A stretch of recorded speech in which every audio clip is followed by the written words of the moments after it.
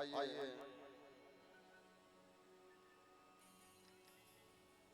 शिव महापुराण की कथा में आज की दिवस की कथा में हम प्रवेश करते हैं। अपने मन वाणी को पवित्र करने हैं तो भगवान नाम संकीर्तन करते हैं। सभी लोग हमारे साथ बोलिएगा। जो कुर्सी में बैठे वो ज्यादा बोलो, ठीक है? सीताराम राम राम सीताराम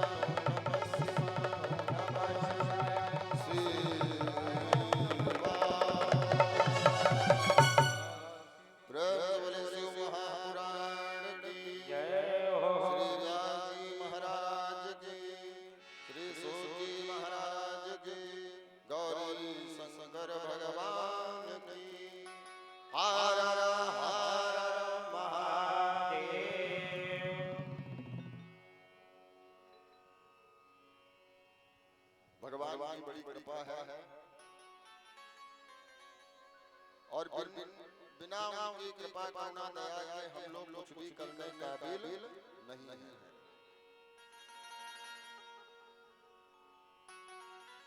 यदि परमात्मा ना चाहे तो हम लोग एक पत्ता भी हिलाने में सामर्थ्यवान नहीं। ये भगवान की कृपा है, करुणा है, दया है, आशीर्वाद है जो आज हम सब यहाँ पर उपस्थित होकर एक साथ बैठ करके भगवान की चर्चा सुन रहे हैं। कथा का मेन तत्व ये है कि कथा हमें जीना सिखाती है, कथा हमें मरना सिखाती है। भोग और मोक्ष दोनों को प्रदान करने वाली शिव महापुराण कथा। कथाएं हमको जोड़ना सिखाती हैं और समाज में बैठ करके राजनीति कूटनीति जो करते हैं वो हमें तोड़ना सिखाती है। ये शिव महापुराण की कृपा है जो इतने लोग एक साथ बैठे हैं। हाँ? कभी एक साथ इतने लोग नहीं बैठे होंगे, लेकिन ये कथा का ही प्रभाव है जो आज हम सब लोग एक साथ एक पंडाल के नीचे बैठे हैं और 2 से 3 घंटे हम सभी लोग बैठेंगे। ये किसकी कृपा है? भगवान शिव की।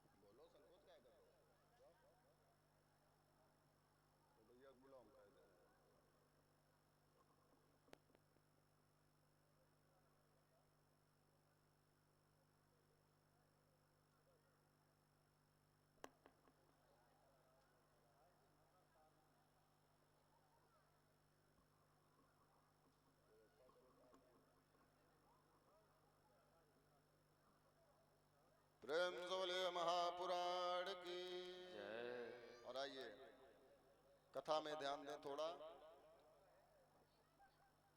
क्योंकि बड़े भाग्य से हमें ये कथा सुनने का अवसर लाभ प्राप्त होता है।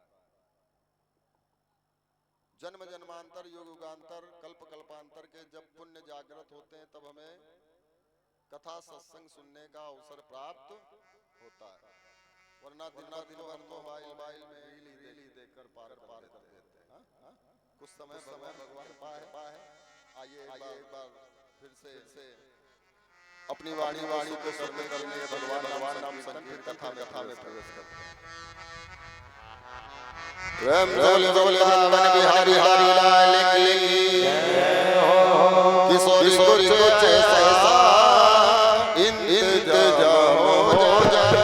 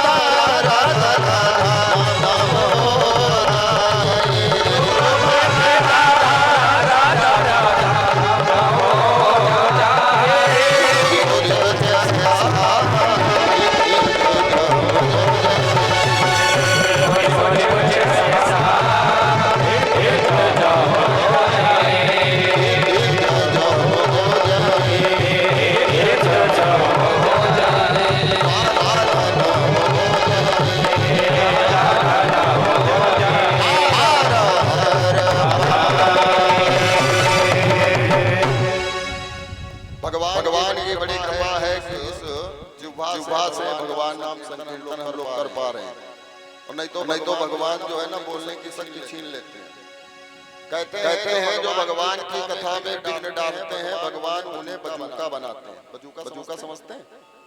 स्टैचू खेत में नहीं, जैसे फसल बोई जाए तो बीच में खड़ा कर देते हैं मटकी अपनी पहना करके, उसको बजूका बोलते हैं। अंग्रेजी में स्टैचू बोलते हैं। कथा में जो दूसरे को डिस्टर्ब करता है भगवान उसे बजूका बनाते हैं। और शोरूम वाला नहीं, जो शोरूम में खड़े रहते हैं ना एसी ना, बीच खेत में खड़ा करवाएंगे। क्यों? बजूका क्या करता है? जो स्टैचू खेत में खड़ा होता है वो क्या करता है? उसको देख करके पशु पक्षी नहीं आते खेत में, है ना? इसीलिए तो खड़ा किया जाता है। किसी कवित्र ने कहा, अरे बजूका बरवरा ठाड़ो ढियाए, खड़ा रहता है वो केवल, और कोई काम नहीं उसका। कभी चलते फिरते देखा क्या? खड़ा ही है। अरे बजूका बरवरा ठाड़ो ढियाए, ना तो अपना चरत है न काहू चरणन न खुद चरता है ना दूसरे को चरने देता है। तो जो कथा में दूसरे को डिस्टर्ब करते हैं वो बजूका बनते हैं। और भैया धूप में, पानी में, आंधी में, तूफान में खड़े रहोगे ना कोई खाना पूछेगा ना पानी। इसलिए और पूजा का एक विधान है। कलयुग में भगवान ने बड़ी सुविधा दी है, फिर भी हम लोग भक्ति नहीं करते। कलयुग में पता है कितनी सुविधा दी हम लोगों को? भगवान कहते हैं कि जो सतयुग त्रेता द्वापर में हजारों वर्ष तपस्या करने से फल मिलता था वो हम एक पल में दे देते। खाली आओ, दो सेकंड बैठो, भगवान को सच्चे मन से प्रणाम करो, चले जाओ। एक घंटे 2 घंटे बैठने की जरूरत नहीं है। जितनी देर मन लगे उतनी देर पूजा कथा में बैठो, नहीं तो चले जाओ। दूसरे को डिस्टर्ब मत करो। महाराज एक ब्राह्मण देवता महात्मा जी एक गांव पहुंचे भ्रमण करने। जा करके पूरे गांव में भिक्षा मांगी। संध्या का समय हो गया। संध्या का मतलब पूजन करने का उनका समय हो गया। तो अपना एक जगह आ गए खरियान में। खेत खलियान होता है ना, जहाँ सामान सब आप लोग एकत्रित करते हैं। बढ़िया पेड़ों की छांव की बैठ गए। आसन बिछा लिया और माला कमंडल निकाल करके रख लिया। अपना विधान किया, माला जपने लगे। आंख बंद थी, माला चल रही थी। उसी समय एक युवती अपने प्रेमी से मिलने जा रही थी। जिस समय मिलने का जो समय दिया गया था, थोड़ा सा समय ज्यादा हो गया तो वो घबरा गई कि यदि हम नहीं जाएंगे तो कहीं रुष्ट ना हो जाए। उसकी सुध बुध में ये सब भूल गई कि उसने महाराज कांटों पे पैर रखा या कंकड़ पर पैर रखा, पर उसकी याद में वो दौड़ती हुई चली जा रही थी। दौड़ते हुए जाते समय उसने ये भी ध्यान नहीं दिया कि महाराज जो पुजारी जी पूजा कर रहे हैं उनके आसन में मेरा पैर पड़ रहा है। जैसे ही उनके आसन के सामने से वो गुजरी, उसका पैर उसके आसन में पड़ा ब्राह्मण के, तो ब्राह्मण ने माला करना बंद कर दिया और बड़ी तेज कहा, मूर्ख कहीं की, दिखाई नहीं पड़ता, मैं पूजा कर रहा था, मेरे सामने से तू कैसे गुजरी? तो उस युवती ने, लड़की ने इतना सुंदर जवाब दिया, महाराज वो सुनने काबिल है। उसने कहा, नस्वार शरीर के प्रेम में मैं ये भूल गई कि मेरे कदम कहाँ पड़ रहे हैं, पर आप तो जिनका भजन कर रहे हैं वो परम पिता परमात्मा है। उसमें भी आपका ध्यान केवल मेरी पायलों की आवाज से भंग हो गया। महाराज तपस्या कर रहे हो या दिखावा कर रहे हो? पूजा कर रहे हो, पूजा में मन लगा है, बगल वाला कुछ भी करे, तुम्हारा मन अगर स्थिर है तो तुम जैसे हम सो जाते हैं। नींद जब आती है ना, तो जब सो गए फिर चाहे ढोल बजे चाहे नगाड़ा, फिर नींद खुलने वाली नहीं है। इसे कहते हैं समाधि स्थिति। जो भगवान के भजन पूजन में मन लगाता है, उसके अगल बगल क्या हो रहा उसे पता नहीं चलता। लेकिन हम लोगों की क्या समस्या है कि हम लोग कथा में बैठ करके ये देखते हैं कि कौन आ रहा है, पूरे उसकी स्कैनिंग करेंगे ऊपर से नीचे तक। अच्छा ये खासियत माताओं बहनों में ज्यादा है। आदमी मनोर मार देगा, लेकिन माताएं बहनें अगर कोई लेडी जा गई कौने कलर की साड़ी है, क्या है, फलाना ठिकाना, फिर कथम मन खत्म हो गया। फिर उनका मन उधरी, जब तक वो बैठ नहीं जाएगी तब तक पूरा स्कैनिंग चल रही है उनकी आंखों से। तो ऐसी कथा सुनने से कोई फायदा नहीं है। जितना समय निकालो ईमानदारी से निकालो। भगवान कहते थे कि मैंने बताया कि श्री प्रहलाद जी और ध्रुव जी को भगवान 5 वर्ष में मिल गए। कितने वर्ष में? प्रहलाद ध्रुव जी 5 वर्ष के थे जब भगवान के दर्शन हुए। तो भगवान समय से प्रसन्न नहीं होते कि तुम 4 घंटा माला जपोगे तभी भगवान प्रसन्न होंगे। ना भगवान कहते हैं सच्चे मन से एक बार भी तुमने मेरा नाम लिया तो मैं प्रसन्न हो जाऊंगा।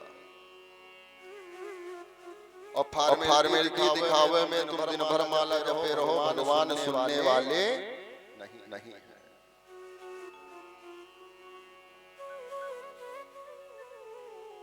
सूत जी महाराज ऋषियों से कह रहे हैं भगवान की कथा भोग मोक्ष को प्रदान करने वाली है। यदि संपूर्ण श्रद्धा विश्वास प्रेम के साथ कथा सुनी जाए तो भगवान सभी समस्याओं का समाधान पल में कर देते। और ये ऐसा दरबार है कि ये हमेशा खुला रहता है। मंदिर हमेशा खुले रहते हैं और सब जानते हैं कि जब कोई साथ नहीं देगा तो जहां जाना है हमें, बोले मंदिर पहुंचना है। जब कोई नहीं सुनेगा तो एक बैठा है जो हमारी सुनेगा। जब ये हमें मालूम है तो हम पहले से ही क्यों ना उनके दरबार जाना प्रारंभ कर दें। जब चारों तरफ से मना हो जाता है तब प्रभु की शरण में हम पहुंचते हैं। और आजकल तो एक नया कल्चर चल गया है, ज्यादा ज्ञान भगवान होते ही नहीं। भगवान नहीं होते। ऐसे एक आदमी था महाराज, ध्यान दे करके सुनिएगा,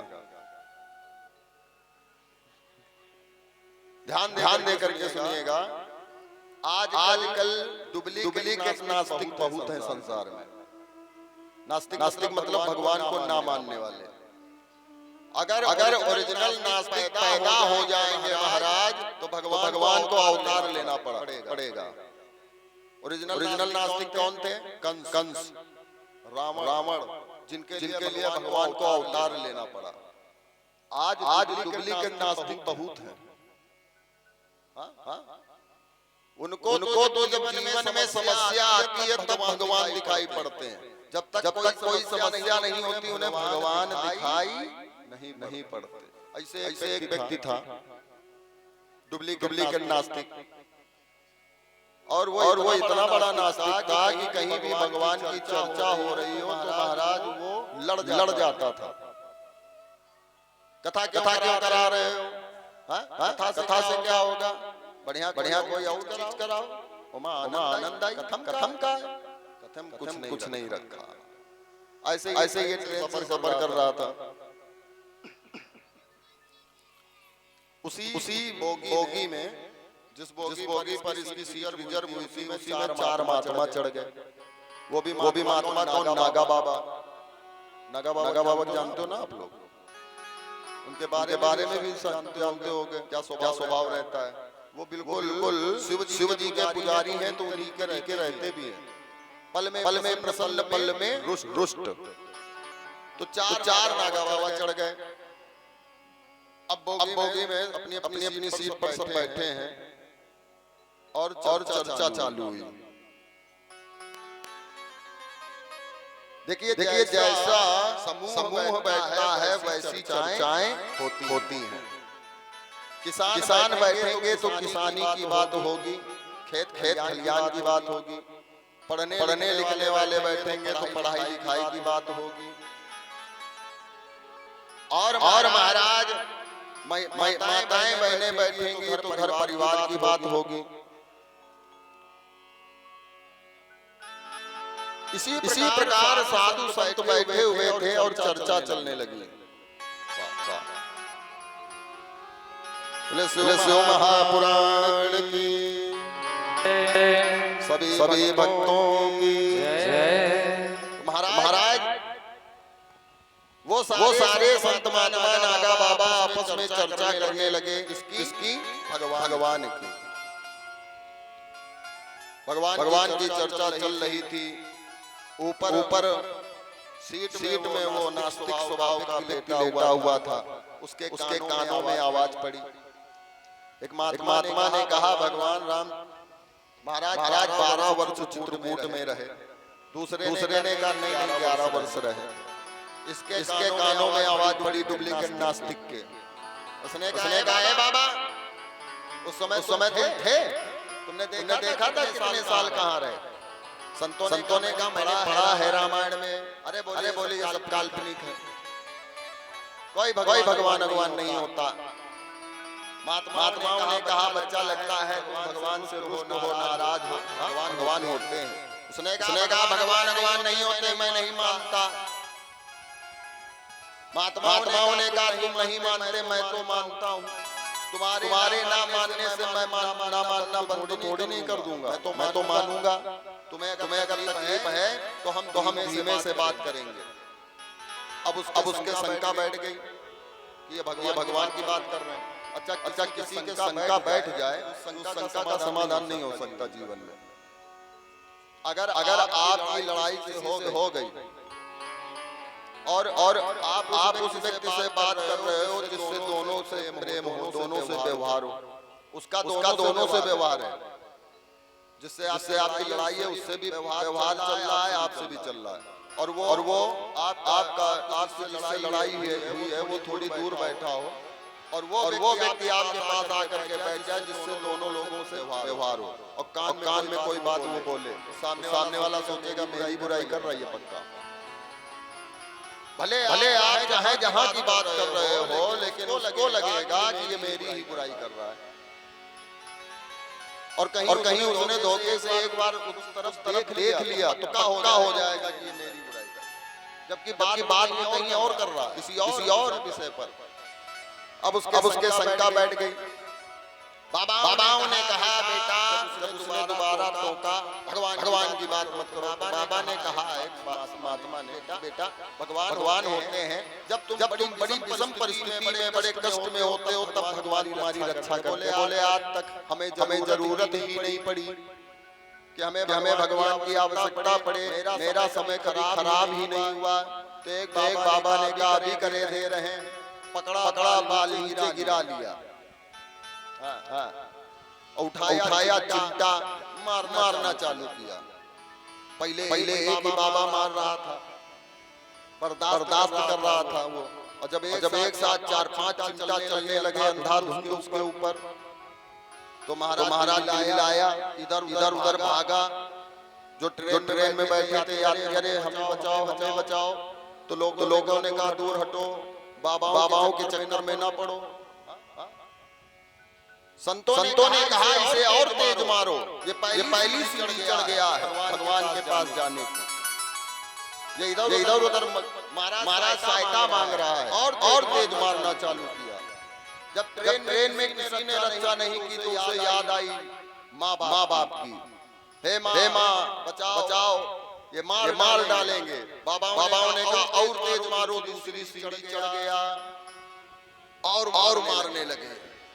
महाराज गिर गया, बेहोश होने लगा। अब उसने सोचा कि ये बाबा मुझे मारते मार ही डालेंगे, मेरे प्राण निकल जाएंगे, मेरी कोई रक्षा सुरक्षा नहीं कर रहा है। जब उसे लगा कि ये मार ही डालेंगे तो लास्ट में उसके मुख से निकला हे भगवान बचा लो। बाबाओं ने कहा रोक दो, मारना बंद करो। और कहा लल्ला भगवान दिखे, बोले सामने खड़े हैं। आप लोगों ने इतना मारा है प्रभु, अगर ये मार पहले पड़ जाती तो हम शुद्ध हो जाते। भगवान दिख गए उसको। यही स्थिति हम सबकी है। जब कहीं काम नहीं बनता है, हर जगह से ठोकर मिल जाती है, तब एक ही शरण आती है, एक ही याद। फिर हम भगवान की चरण पकड़ लेते हैं। होता ना ऐसा? पहले बहुत प्रयास करते हैं अपने आप को बचाने का, ये करने का। जब कहीं से काम नहीं बनता, तब आखिर में हम भगवान की चरण पकड़ लेते। सूत जी महाराज कहते हैं कि शिव महापुराण की कथा है, भोग मोक्ष दोनों को प्रदान करने वाली है।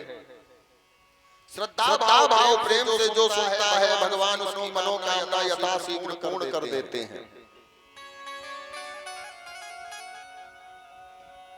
कल की कथा में आपने सुना कि चंचला नाम जो नारी है, वो भी भगवान की कृपा करुणा से कृतार्थ हुई और तर गई।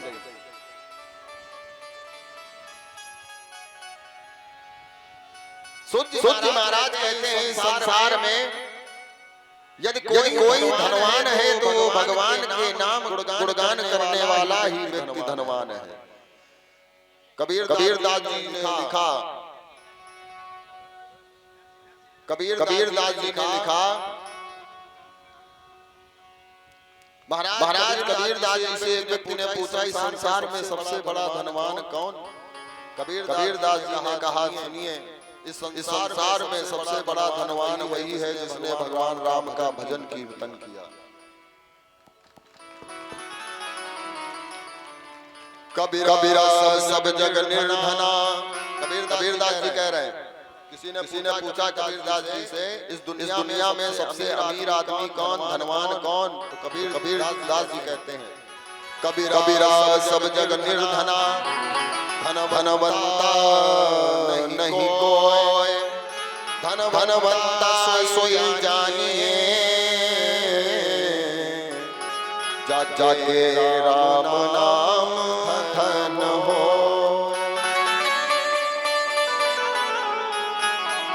इस संसार में सबसे धनवान व्यक्ति कौन है? श्री कबीरदास जी लिखते हैं, कबीरा सब जग निर्धना। ये सारा संसार निर्धन है महाराज। कबीरा सब जग निर्धना, धनवंता नहीं कोई, धनवंता सोई जानिए, जाके राम नाम धन हो। इस संसार में सबसे धनवान वही है जो भगवान का भजन पूजन करता है। और देखिए महाराज, चाहे जितना सामान आप बटोर लो, चाहे जितने मकान, घर, दुकान, खेती पाती बना लो, ये सब काम आने वाला नहीं है। ये यही काम करेगा। और हमें सबको पता है कि एक ना एक दिन हम सबको यहाँ से जाना है। वहाँ क्या काम करेगा? देखिए, आप जो लेकर के आए थे वही लेकर के जाओगे। अब आप क्या लाए थे जब पैदा हुए थे? कुछ लाए थे तो कुछ ले जा पाओगे। ये तो यही पड़ा रह जाएगा। तो फिर क्या ऐसी वस्तु है जो वहां काम आएगी? बोले वो है राम नाम धन, कृष्ण नाम धन, शिव नाम धन। ये नाम संकीर्तन ही तुम्हारी रक्षा सुरक्षा वहां करेगा। अब ये कैसे काम करता है? तो इस प्रकार सोचिए, जब आप ट्रेन पर चढ़ते हो, चाहे जितना सामान लियो हो, चाहे जितनी सूटकेस से आप लाते हो, लेकिन जब टीटी आता है तो वो क्या मांगता है? टिकट। टीटी आएगा चेकिंग करने तो टिकट मांगेगा, दिखाइए।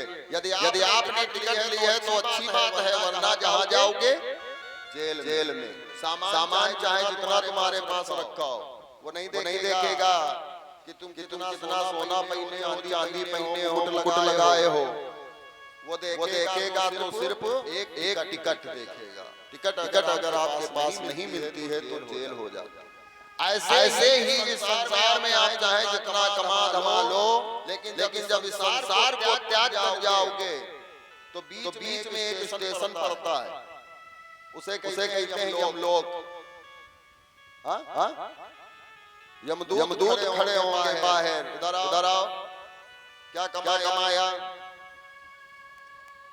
महाराज नीचे देखो 10 मकान है, 100 बीघा के, बोले ये सब हटाओ, ये तो वहीं रह गया। टिकट लाए हो, कौन सी? राम नाम कृष्ण नाम शिव नाम जपा नहीं जपा, इधर आओ। एक व्यवस्था है सुधारने की, उसे कहते हैं नरक लोक। वो नरक में शिफ्ट होते हैं, बात समझिएगा। और जो राम नाम शिव नाम संकीर्तन टिकट लिए होते हैं, उनके लिए वहाँ एक विमान खड़ा होता है सुंदर, और वो सीधे वैकुंठ लोक को प्राप्त कराता है। अच्छा, ये तो रही शास्त्रोक्त बात। शास्त्र के अनुसार यदि आप भजन करते हो तो स्वर्ग की प्राप्ति होती है, भजन पूजन पाठ नहीं करते हो तो नरक मिलता है, ये सबको पता है। हमको ये लगता है कि महाराज स्वर्ग नरक सब यही है, सब यही है। अगर आपका ये शरीर स्वस्थ रहते हुए पूर्ण आयु को जी करके आप मृत्यु को प्राप्त होते हो बिना कोई रोग बाधा कष्ट के, तो स्वर्ग है। और महीनों सालों बिस्तर पर लेट के मल मूत्र त्याग रहे हो, यही ऊपर जाकर के कोई बताने आया कि हम स्वर्ग में हैं कि हम नरक में हैं? यही सब दिखता है। इसीलिए जिनके बच्चे बात माने, थोड़ी सी तकलीफ होने पर बच्चे व्याकुल होकर के महाराज सेवा करने लगे, यही स्वर्ग है। और जिनके बच्चे बात ना माने ना सुने, एक गिलास पानी के लिए तरसा दें, यही नरक है। इसलिए पैसा चाहे कमाओ पर अपने बच्चों को संस्कार और संस्कृति जरूर बताओ। और संस्कार संस्कृति उनमें तब आएगी जब आप अपने धर्म के लिए जागरूक करोगे। हमारा धर्म क्या है? जब हम स्वयं अपने धर्म का मजाक बनाएंगे तो आगे बच्चे हमसे ज्यादा आगे निकल जाएंगे। इसलिए अभी से जो छोटे बच्चे हैं उनमें आदत डालो कि पूजा पाठ करनी चाहिए, कथा भागवत में जा करके बैठना चाहिए। इससे आपके जीवन में संस्कार और संस्कृति आएगी जो आपके लिए भी अच्छी होगी। संस्कार मिलते जा रहे हैं, संस्कृति मिलती जा रही है। इंग्लिश मीडियम स्कूल में पढ़ाओगे तो बाद में वो अपना विवाह के बाद निकल ही जाएंगे, क्योंकि वहाँ का कल्चर ही है इंग्लिश मीडियम का अलग रहना। हमारे कल्चर हमारी संस्कृति है एक परिवार में रहना। तो पढ़ाइए लिखाइए अच्छी बात है, खूब इंग्लिश मीडियम में पढ़ाओ, बहुत अच्छी बात है, पर अपने धर्म से भी उन्हें जागरूक कराओ, परिचय कराओ कि हमारे धर्म में क्या क्या नियम हैं, क्या क्या चीजें हैं। इसलिए भगवान नाम संकीर्तन रूपी टिकट हमारे पास होनी चाहिए। कलयुग के भक्त ने एक भजन बनाया और गाया। आइए 2 लाइन गाते हैं, सुनते हैं। मानो जीवन तो एक रेल है, देखिए जैसे ट्रेन चलती है और स्टेशन आते हैं, गाड़ी रुकती है। ऐसे ही हमारा जीवन है। हमारे जीवन में भी कई स्टेशन आते हैं। कई बार भगवान हमें सचेत करते हैं कि सावधान हो जाओ, बिना टिकट के चल रहे हो। इसलिए टिकट की व्यवस्था करो जो आगे चल करके तुम्हें कार्य करेगी। तो कौन सी टिकट कटानी है? भगवान नाम संकीर्तन, पुण्य किसी गरीब की सहायता करिए। मैं बार बार कहता हूँ कि पूजा से ज्यादा भगवान सेवा से प्रसन्न होते हैं। कहीं कोई अनुष्ठान चल रहा है, कोई कमी आई, भगवान ने संपन्न किया है धन धान्य से, तो वहाँ सहयोग करो। किसी गरीब कन्या का विवाह हो रहा है तो सहयोग करो। कोई बच्चा पढ़ने में बड़ा अच्छा है और धन के अभाव से पढ़ाई नहीं कर पा रहा है तो वहाँ जाकर सहायता करो। ऐसी सेवाओं से भगवान बहुत प्रसन्न होते हैं। मानो जीवन तो एक रेल है, मानो जीवन तो एक रेल है, कभी पैसेंजर कभी मेल है। मानो जीवन तो एक रेल है, कभी पैसेंजर कभी मेल है। बेकल का डालो अच्छे कर्मों की, बेकल का डालो अच्छे कर्मों की, वरना फंसोगे तो फिर जेल है। टिकट का डालो अच्छे कर्मों की, पूछेगी तो तुम दिखला देना। टिकट का डालो अच्छे कर्मों की, पूछेगी तो तुम दिखला देना। बिना टिकट तो सीधे जेल है, बिना टिकट तो सीधे जेल है, कभी पैसेंजर कभी मेल है। जीवन को दिया एक रेल है, कभी पैसेंजर कभी मेल है।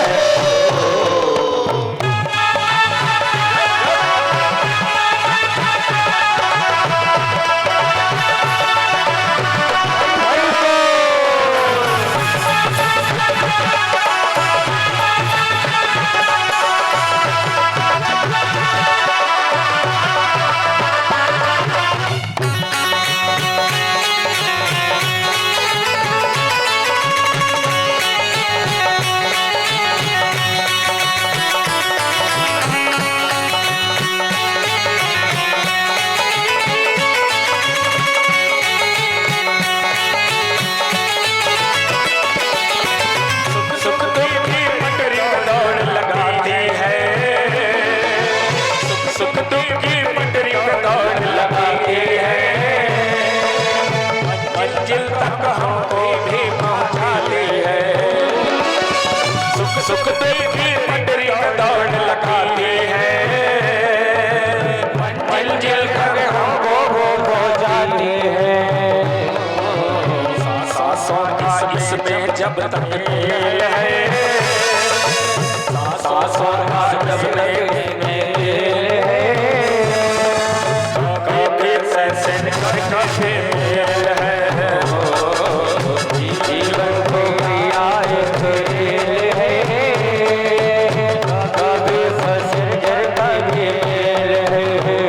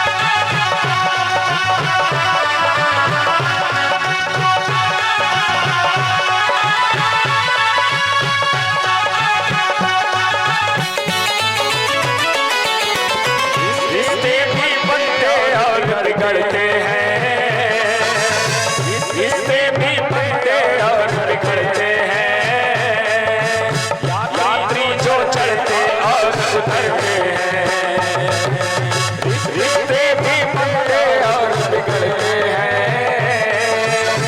यात्री जो चढ़ते और उतरते हैं, भोले से संगनल का ही खेल है, भोले से संगनल का ही खेल है, अभी पैसे का भी खेल है,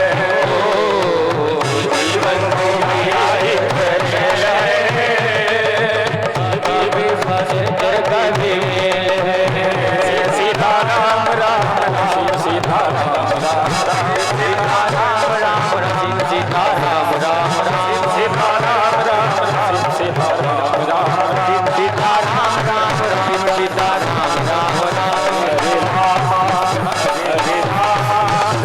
राम राम राम, हरे राम हरे राम, राम राम हरे राम, हरे राम, हरे राम, हरे हरे, हरे राम हरे राम, राम राम हरे हरे, हरे राम हरे राम, राम राम हरे हरे, हरे कृष्णा हरे कृष्णा, कृष्ण कृष्णा हरे हरे, हरे कृष्णा हरे कृष्णा, कृष्ण कृष्णा हरे हरे।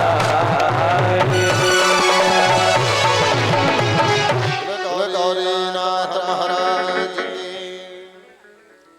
सूर्य महाराज सौनकादिक ऋषियों से कहते हैं, भगवान की कृपा करुणा दया आशीर्वाद से ही ये सारे कार्य हो रहे हैं। यदि भगवान के नाम की टिकट है आपके पास, तो कहीं भी आप फंसेंगे नहीं, हर जगह से निकल आएंगे। इधर सूर्य महाराज सौनकादिक ऋषियों से कहते हैं, ध्यान देकर सुनिएगा। श्री नारद जी ब्रह्मा जी के पास जाकर के भगवान शिव की कथा सुनने के लिए उनसे आग्रह करते हैं। आज श्री नारद जी ब्रह्मा जी से कह रहे हैं, प्रभु भगवान कैसी लीला करते हैं, और भगवान ने कौन सी ऐसी लीलाएं हैं जिनसे महाराज हम लोगों का कल्याण हुआ। उन लीलाओं का वर्णन सुनाइए। सूर्य महाराज सौनकादिक ऋषियों से कह रहे हैं कि आज भगवान के एक बहुत सुंदर प्रसंग की कथा मैं तुम्हें सुनाने जा रहा हूं, जिसे आप सती चरित्र के नाम से सुन चुके होंगे और जानते भी होंगे। सती चरित्र की कथा सुनी। सती मैया के तप के बारे में बताया है। सूर्य महाराज कहते हैं सौनकादिक ऋषियों, भगवान भक्तों के लिए नाना प्रकार के विविध रूपों में अवतरित होते हैं। ये शिव ही ब्रह्मा है, शिव ही विष्णु है। जब इस धरा पर धर्म की हानि होती है, तब भगवान अवतार लेते हैं।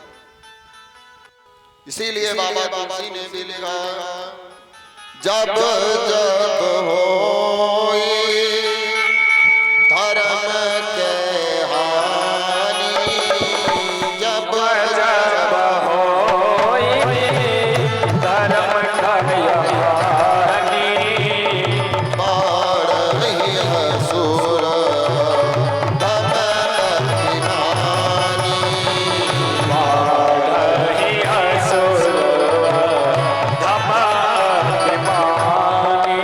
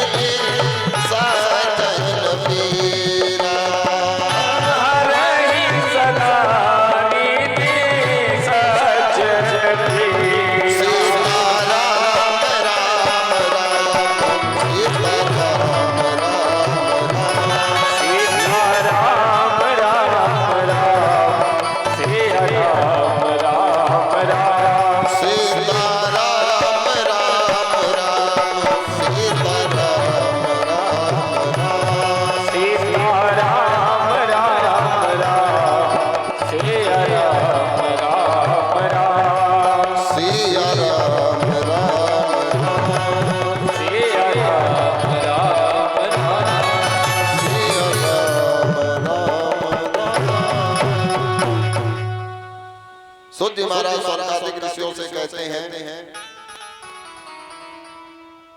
महाराज भगवान ब्रह्मा के पुत्र हुए दक्ष, और दक्ष के ध्यान से सुनिएगा, थोड़ा आराम से बैठिए, और तुम लोग नीचे बैठ सकती हो तो कुर्सी का है बैठी हो। भगवान कमर में दिक्कत है क्या? अच्छा, कुर्सी उनके लिए है, बुजुर्ग लोगों के लिए जिनको घुटने में तकलीफ हो। बढ़िया नीचे बैठो देवी। एक बात जयकार लगाइए, बोले गौरी शंकर भगवान की। देखो जो कुर्सी में बैठते हैं वो चौकीदार होते हैं, जो जमीन में बैठते हैं वो जमींदार। हाँ, तो अब समझ लो क्या बन जाता है। ठीक है, आइए कथा में। सूत जी महाराज सौनकादिक ऋषियों से कहते हैं, ब्रह्मा के पुत्र हुए हैं दक्ष प्रजापति। इनकी 60 कन्याएं हैं। कितनी लड़कियां हैं पुत्रियां? 60। और 10,000 पुत्र हैं। कितने? 10,000 पुत्र। अच्छा, नारद जी के बारे में सुना होगा, नारद जी एक जगह नहीं ठहरते। नारद जी एक जगह नहीं रुकते। क्यों? क्या उनके पैरों में दर्द नहीं होता? क्या कारण है जो नारद जी एक जगह नहीं रुक सकते? ये पता है? शिव पुराण कथा बताएगी।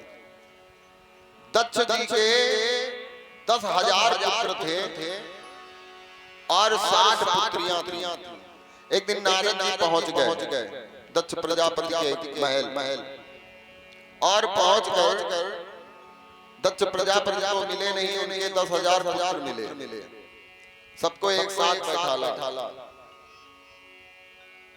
और नारद जी ने कहा, ये बताओ तुम लोग आगे क्या करना चाहते हो? उन सब ने कहा, जो संसार का नियम है वही करेंगे, पढ़ाई लिखाई करेंगे, पढ़ने लिखने के बाद अच्छे बनेंगे, विवाह करेंगे, विवाह के बाद हमारे बच्चे होंगे, उनका पालन पोषण करेंगे, तब तक उम्र बीत जाएगी। नारद जी ने कहा, यही करने आए इस संसार में। ये शरीर ये भगवान ने दिया है। बोले इसलिए दिया? नारद जी ने कहा, नहीं, ये शरीर तुम्हें इसलिए नहीं मिला है कि आओ कमाओ खाओ जोड़ो, इसके बाद खुद के लिए एक पैसे मांगने के लिए आपको गालियां सुननी पड़े। बात समझिएगा हमारी।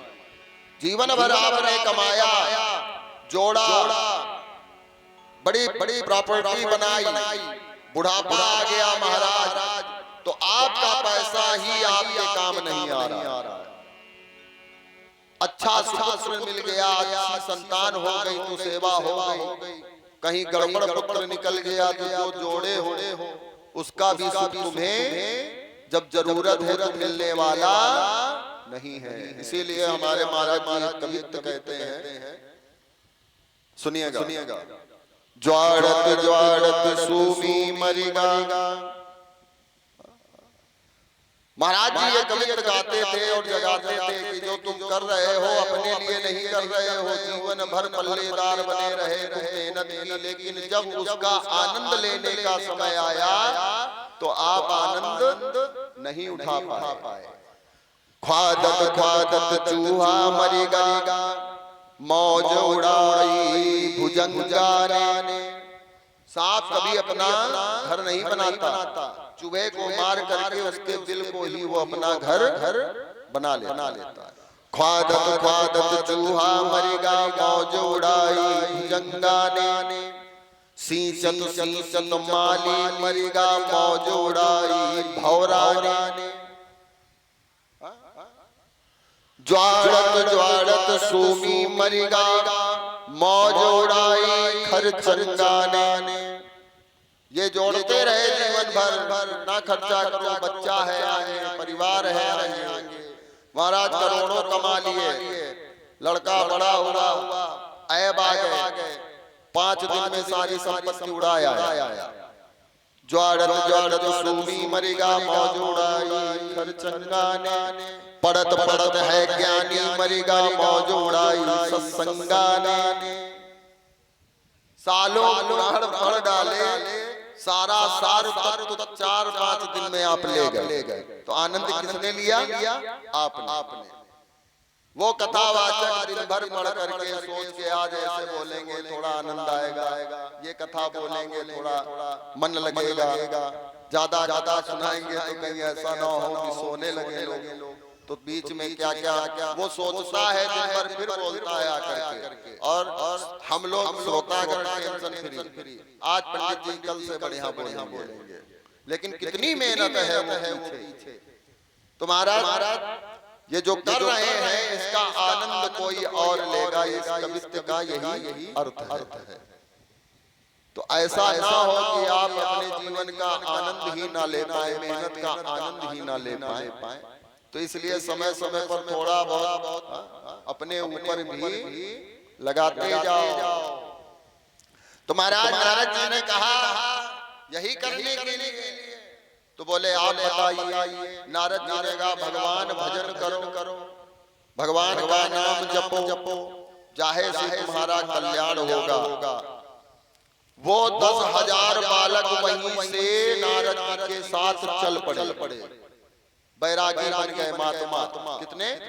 10,000 पूरे के पूरे दक्ष के पुत्र महात्मा बन गए। दक्ष को जब ये पता चला, दक्ष जी ने नारद को श्राप दे दिया कि आज के बाद नारद एक घड़ी से ज्यादा कहीं रुकोगे नहीं। इसलिए नारद जी कहीं रुकते नहीं, चलते ही रहते हैं। दक्ष को लगा ये जिनके घर में पहुंच जाएंगे उसको पूरे घर को सन्यासी बना देंगे। अच्छा, नारद जी ने गलत भी नहीं किया। बाबा तुलसी ने तो साफ लिख दिया है और हम सबको साफ दिखाई पड़ता है, फिर भी हम समझ नहीं रहे, क्योंकि ये संसार सिर्फ स्वार्थ का है महाराज। स्वार्थ सिद्ध हुआ फिर आपको कोई पहचानेगा नहीं। स्वार्थ लाज करे सब प्रीति सुर नर मुनि, खाली इंसान नहीं सुर यानी देवता भी स्वार्थी, नर मनुष्य, मुनि कलयुग है, महात्मा भी ऐसे होंगे जो स्वार्थी होंगे। ज्यादा दक्षिणा दोगे, सबकी बात नहीं कर रहा हूं, सारे महात्मा नहीं, लेकिन कलयुग का प्रभाव है। क्योंकि जो तपस्वी होगा, जो वास्तविक संत होगा, वो आडंबर में नहीं होगा, वो निश्चल होगा, बिल्कुल साफ होगा, जैसा भी होगा तुम्हारे सामने रहेगा। ये नहीं महाराज आप पहुंचे तो माला पकड़ ली, आप हटे तो गौमुखी साई घर में धर दी। और आज कल उन्हीं की ज्यादा पूछ है जो चमत्कार करके दिखा रहे हैं। तपस्वी असली संत कभी भी महाराज चमत्कार नहीं दिखाते।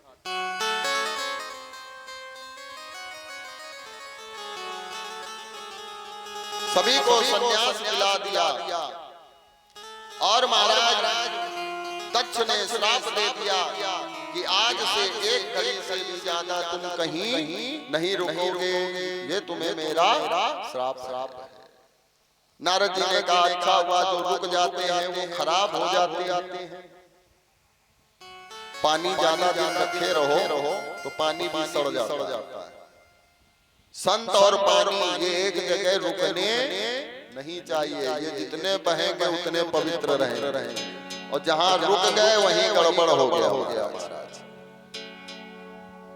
स्वार्थ लागी करे सब प्रीति, स्वार्थ लागी करे सब प्रीति, सुर नर मुनि सब प्रिया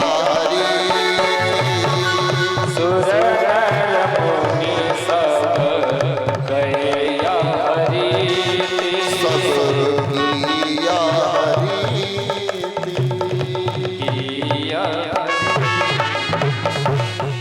देखिए ऐसा नहीं कि हम परिवार के सदस्यों को प्रेम नहीं करते, ऐसा नहीं, सब करते। लेकिन अचानक कोई घटना घटित हो जाए तो पहले हम अपने आप को बचाते हैं, फिर याद आती है कि मेरा लड़का, मेरे माता, मेरे पिता वहाँ है। पहले अपने आप को बचाता है। अचानक कोई यहाँ अभी बोल जाए, ऐसा लगे गड़बड़ हो रहा है, तो पहले हम अपने आप को बचाएं, फिर याद आया भैया छूट गए, मम्मी छूट गई, लड़का छूट गया, होता ना ऐसा, बाद में याद आता। तो ये क्या हुआ? ये स्वार्थ हुआ कि पहले अपने। अगर प्रेम है तो पहले उसको बचाओ, लेकिन ये शरीर, आत्मा, ये मन पहले अपने आप को सेव करता। एक महात्मा जी की आदत थी, जिस गांव में पहुंचते थे उस गांव में 4-10 लड़कों को बाबा बना देते। जिस गांव में जाए 4-10 बाबा बना दे। चलो अपने साल लेके टोली निकल जाएगा। एक गांव में पहुंचे वो बाबा जी, और पता किया इस गांव में कौन सा ऐसा बालक है जिसको सबसे ज्यादा परिवार में प्यार किया जा रहा। एक बच्चे के बारे में पता चला, इकलौता लड़का था घर का, और उसे माँ बाप, पत्नी और उसकी एक बहन बहुत प्रेम करती। गांव वालों ने बताया महाराज जी फलाने हैं, और वो एक सेकंड के लिए भी अगर कहीं हट जाए तो पूरे घर वाले व्याकुल हो जाते, परेशान हो जाते। उस बाबा ने कहा इसी को महात्मा बना दो, और इसके पीछे फिर 2-4 और बन जाएंगे। बाबा ने कहा ऐसा करो, उस बालक को किसी दिन लेकर के आओ। गांव के 2-4 लोग बाबा जी के पास जाते थे। उन लोगों ने जाकर के बताया कि तुम्हें महाराज जी ने बुलाया। गया मिलने, संत को प्रणाम किया उसने। संत ने कहा बैठो, कैसे हो? ठीक है। घर में कौन है? बोले माता, पिता, पत्नी, बहन। अच्छा। ऐसा करो तुम महात्मा बन जाओ। उस बच्चे ने कहा पागल हो क्या? बाबा वो बने, महात्मा वो बने जिनको कोई परिवार का सदस्य प्यार न करता हो। हमारे यहाँ तो महाराज एक पल अगर लगा जाए तो मर जाएंगे सब। बाबा बोले अच्छा, कोई किसी के लिए मरता भी है? अरे बोले कहीं मरता हो या ना मरता, हमारे लिए तो मर जाएंगे। मैं घर वाले बहुत प्यार करते। तो बाबा ने कहा 4 लोग हैं तुम्हारे घर में? बोले हाँ। बोले कौन सबसे ज्यादा प्यार करता है? सबसे ज्यादा कौन प्यार करता है तुम्हें? उसने कहा बाबा जी ये नहीं बता सकते कि उन 4 में मुझे सबसे ज्यादा प्यार कौन करता है। बाबा ने कहा ये तो पता होना चाहिए कि 4 आदमी में सबसे ज्यादा तुम्हें प्रेम कौन करता है घर में? बोले यार पता नहीं चला। बाबा ने कहा चाहते हो पता लगाना? उसने कहा बिल्कुल। तो बोले एक विद्या है मेरे पास, उस विद्या को मैं तुम्हें सिखा दूंगा, उसके बाद पता चल जाएगा तुम्हें घर में सबसे ज्यादा प्यार कौन करता है। बाबा के पास वो बालक सुबह जाने लगा, और बाबा जी थे योगी, प्राणायाम सिखा दिया। प्राणायाम सांस रोकने की विधि सिखा दिया महाराज। 15 दिन के बाद वो बच्चा 20 मिनट 25 मिनट तक सांस रोके बिना रह सकता था। ऐसी स्थिति उसने बना ली। जब महात्मा ने देखा कि ये आधा घंटे तक सांस रोके बिना रह सकता है, तो बाबा ने कहा बेटा आज एक काम करना। बोले क्या? बोले ऐसा करना, यहाँ आश्रम से दौड़ते हुए जाना। घर दूर था, गांव दूर था, और दौड़ते हुए जाते हुए अपने घर वालों को आवाज देना, सारे घर वाले आ जाए तो तुम प्राणायाम खींच के लेट जाना, ऐसा लगना कि तुम मर गए। बाबा बोले मतलब? बोले पता करना है ना सबसे ज्यादा प्यार कौन करता है। जी लेट जा। ठीक। बाबा ने कहा तब तक ना उठना जब तक मैं ना आ जाऊं। चेले ने हाथ करके कहा आप आओगे? पक्का है ना? ऐसा ना हो कि देर कर दो, बांधो उनके निपटा दे। क्योंकि जब शरीर शांत होता है ना तो आदमी कहता जल्दी करो जल्दी। जल्दी करो तो गुरु जी दया करना, प्राणायाम में खींचे रहे जो जिंदगी जलवा दो। बोले बेटा परेशान, मैं आ गया।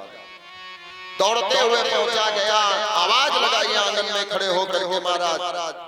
सारे घर वाले जैसे ही आए चट से वो गिर पड़ा, बेहोश हुआ, लेट गया सांस बंद करके। अब महाराज वही प्रतिक्रिया, एक गिलास पानी डाला गया, नहीं होश आया, बेहोश हो तो होश आए, वो तो प्राणायाम करके पड़ा है, सब जान रहा है। महाराज किसी ने बाल्टी भर पानी डाल दिया, हिला तक नहीं। अब तो बड़ी समस्या, वैद्य डॉक्टर बुलाए गए, नब्ज पकड़ी गई। वैद्य ने कहा एक ही शब्द है, महाराज ये तो चले गए। जैसे ही कहा तो सब रोने लगे जोर से। सारे गांव वाले एकत्रित हो गए। बड़ा अच्छा लड़का था, इकलौता था, बेचारा चला गया। अब इन सभी का क्या होगा? और इधर वो लेटे सोच रहा, गुरु जी नहीं आए हैं तो चर्चा चालू हो गई, सामान लाओ। अब गुरु जी बैठे इंतजार में कि कोई भगत आए, बिना भगत के बुलाए अगर चले जा रहे हैं तो लोग समझ जाएंगे। और गुरु जी तैयार बैठे कि कोई आ जाए, देख रहे हैं आश्रम से कोई नहीं दिख रहा। गुरु ने कहा लगा कहीं चला ना जाए हाथ से, ये गांव वाले जिंदा न जला दे उसे। महाराज जब तक दिखाई पड़ा एक आदमी साई हुए बड़ी तेजी से चला रहा है। बाबा आधी दूर पैदल पहुंच। क्या हुआ? बोले वो अकेला। बोले चलो। अरे बोले सुन लो। बोले चलो। गुरु जी को जानते। इधर महाराज तैयारी हो गई है, वह उठाओ। तो वो जो प्राणायाम खींचे पड़ा था बच्चा, उसने सोचा मार डाला गुरु ने आज जिंदा जलवा दिया। जैसे ही उठाया तब तक गुरु जी पहुंच गए। क्या कर रहे हैं? उसने महाराज बड़ा सुकून प्राप्त किया और धन्यवाद बोला। सही समय आए, थोड़ी देर लगा देते तो महाराज लिटा दिया। महाराज जी ने कहा ये बताओ इनके परिवार के लोग कौन से? वो चारों लोग आगे आ गए। माता पिता बहन पत्नी चारों आगे। संत ने कहा ऐसा है जितने और अन्य लोग हैं सब अपने अपने घर जाए। लोगों ने कहा बाबा जी, बोले कोई बात नहीं, मैं आ गया हूँ, मैं जिंदा कर दूंगा। मुझे महामृत्युंजय की सिद्धि है। महामृत्युंजय मंत्र जानते हैं?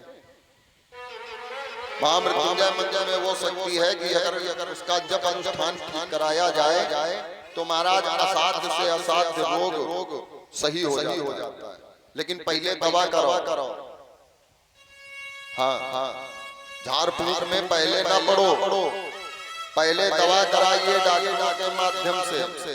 जब डॉक्टर की दवा ना फायदा करे तब फिर दुआ करो, प्रार्थना भगवान से करो, लेकिन पहले दवा फिर तंत्र मंत्र करो। और पहले तंत्र मंत्र के चक्कर में मालूम चला वो रोग निकल गया बेचारा। तो पहले दवा फिर बाद में दुआ चाहिए। संत ने कहा आप लोग चले जाएं, सारे गांव वाले चले गए, केवल 4 लोग बचे। महात्मा ने कहा ऐसा करो, एक गिलास पानी लाओ। पानी आया। सारे घर वाले बाबा जी के बिल्कुल पास में बैठे। महाराज जल्दी करो, जिंदा मैं आ गया, मैंने कह दिया ना जी, परेशान। गिलास आया, पानी आया। बाबा ने हाथ डाला, एक पुड़िया निकाली, खोला, गिलास के अंदर डाला, खोला, पकड़ा गिलास और कहा सुनो, ये बताओ तुम चारों में सबसे ज्यादा इसको प्यार कौन करता है? तो चारों बिल्कुल बाबा जी के बिल्कुल ऊपर चढ़ बैठे। हम। बाबा ने कहा ऐसे काम नहीं बनेगा। महात्मा ने कहा सुनो, ये गिलास में जो अभी हमने देखा ना भभूति डाली, बोले इसमें हमने मंत्र मारा है। अब इस मंत्र का प्रभाव इस जल के अंदर आ गया। अब इस जल को जो पिएगा वो मर जाएगा, ये जिंदा हो जाएगा। इस पानी को जो पिएगा वो मर जाएगा और ये लड़का जो मरा पड़ा ये जिंदा। जो ये कहा तो चारों बाबा जी के पास बैठे थे, चारों कोने में भाग गए। दीवार ना होती तो घर के बाहर निकल जाते। बाबा ने पिता की तरफ कहा तुम पी लो, लड़का तुम्हारा जिंदा। बाबा बोले ये खितवा जो है ना, और बाबाओं पे भरोसा नहीं, पता नहीं हम मर जाए, लड़का भी मर जाए, पूरी प्रॉपर्टी बाबा लेके चले गए। माँ की तरफ दिखाया, माँ ने कहा छत में गेहूं पड़े हैं, बाबा जी गेहूं देखना, वो भी पल्ला नहीं। पत्नी की तरफ कहा, पत्नी ने कहा जब अम्मा बप्पा नहीं साथ दे रहे तो हम क्यों मरे। बहन की तरफ देखकर संत ने कहा तुमने तो भाई के प्रेम में ससुराल जाना बंद कर दिया, तुम मायके में रहती हो, मैंने सुना है कि तुम भाई के प्रेम में पड़ी रहती हो। उसने कहा कोई प्रेम नहीं है, ससुराल भेज ही नहीं रहे। चारों ने पल्ला झाड़ लिया। बाबा ने कहा तुम लोग मरो या ना मरो, लेकिन मैं अपने चेले के लिए मर सकता हूँ। मैं मरूंगा ये जिंदा हो जाएगा। और महाराज सुंदर पिसी हुई शक्कर लेकर बाबा पुड़िया में गए थे। गिलास में डाल के बढ़िया शरबत बनाया था। एक गिलास पानी मारा, कहा चेला।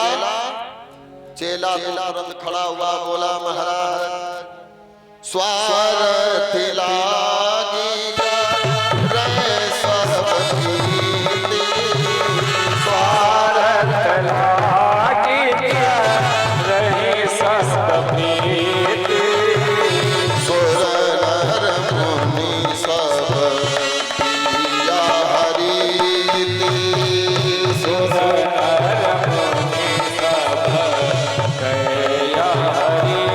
सीताराम राम राम, सीताराम राम राम, राम राम राम श्री राम राम राम, राजा राम राम राम, राजा राम राम राम, राजा राम राम राम, राजा राम राम राम।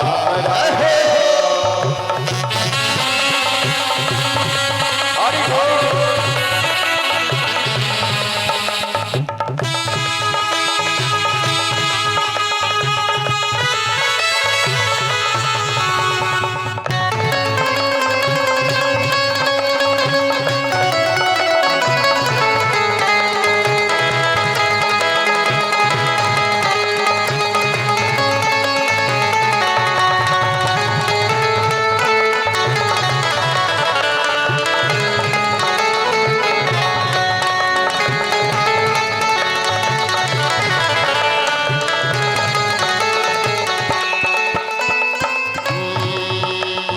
नमः शिवाय नमः शिवाय, हर हर बोल नमः शिवाय। शिवाय नमः शिवाय, हर हर बोल नमः शिवाय। लगन तुमसे,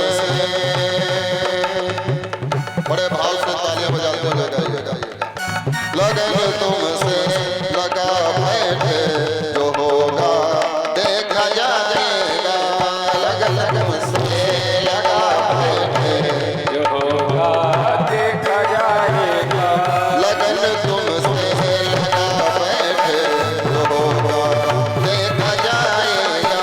लगन तुमसे लगा बैठे, जो होगा देखा जाएगा। तुम्हें अपना बना बैठे, तुम्हें अपना बना बैठे, जो होगा देखा जाएगा। लगन तुमसे लगा बैठे, जो होगा देखा जाएगा। लगन तुमसे लगा बैठे, जो होगा देखा जाएगा।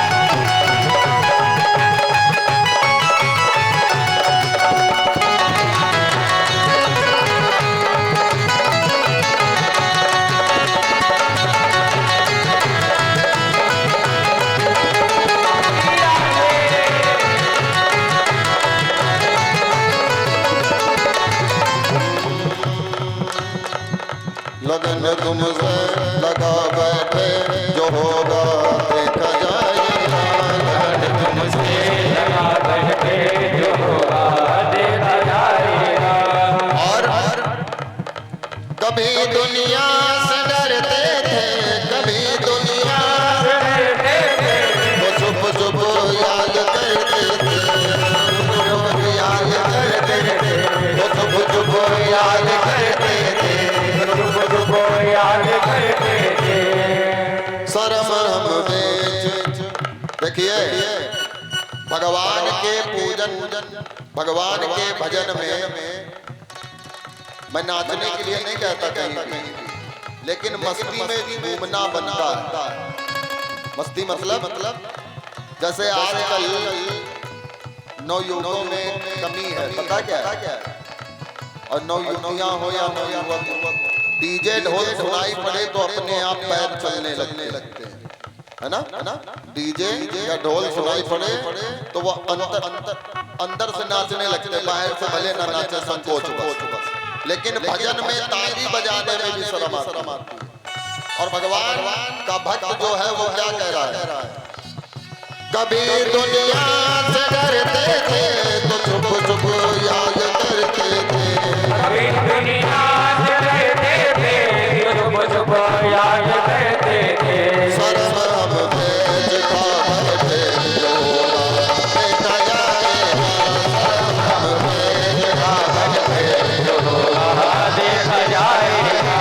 लगन तुमसे लगा बैठे जो होगा देखा जाएगा।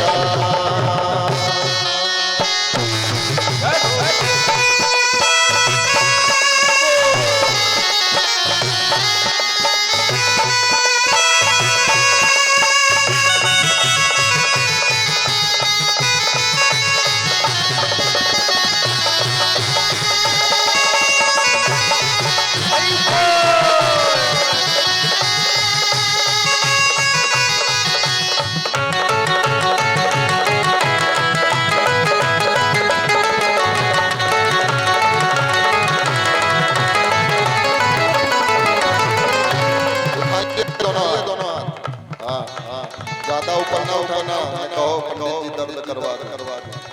जितने उठा सके उठाइए और बड़े भाव से। ओम नमः शिवाय, हरि ओम नमः शिवाय, ओम नमः शिवाय, हरि ओम नमः शिवाय, ओम नमः शिवाय, हरि ओम नमः शिवाय, ओम नमः शिवाय, हरि ओम नमः शिवाय, हरि ओम नमः शिवाय, हरि ओम नमः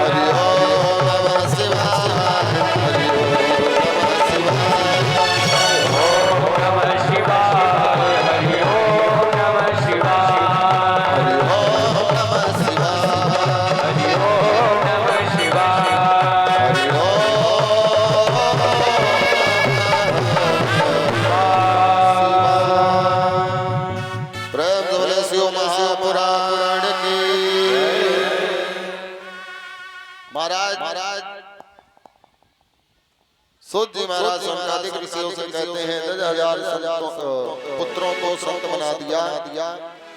इनकी 60 कन्याएं हैं जिसमें सती मैया है।